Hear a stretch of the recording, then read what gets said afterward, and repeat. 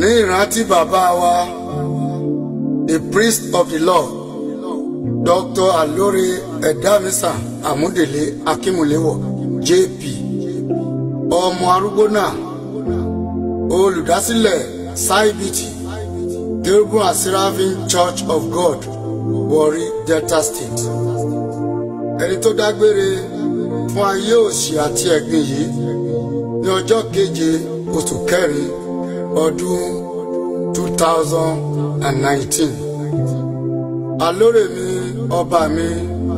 ọba Olóṣùmarè ó dìgbà.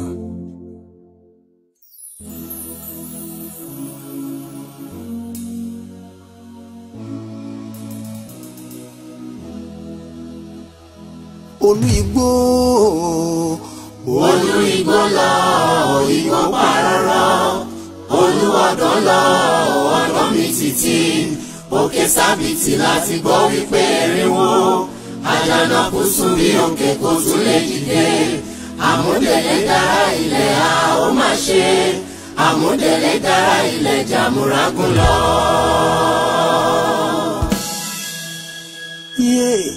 Àìsàn ló ṣe é wò kò sẹ́ni tó rí tọ́ lọ́jọ́ ṣe ikú pọ̀dẹ̀ ó papò ó pa àgbẹ̀ ó pé bẹ́ẹ̀rẹ̀ ó pa onímọ̀ọ́mọ̀ ó pọ̀ ọlọ́gbọ́nmọ́gbọ́n pọ̀ lóye mọ́ye òun náà ló ṣe wẹ́rẹ́ tó pa àlùfáà Ọlọ́run. ọ̀nẹ́ ìrẹ́kù ojúrò ní o ọ̀nẹ́ ìrẹ́lọ ojúrò ní o àmọ̀nà tó lọ àmọ̀nà rere àmúdélé àwọn arúgbó náà àmọ̀nà ìlọ ojúrò ní o àmọ̀nà rere àmúdélé ọ̀hà sábìsì òdìgbà òdìgbò ṣe.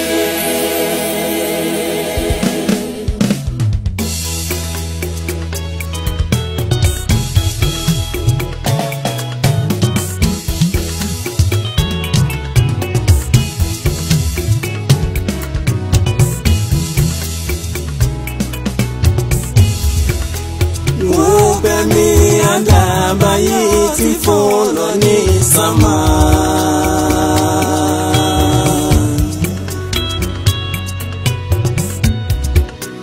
Ó sì kọrin báyìí pé ó dìgbò ṣe ayé.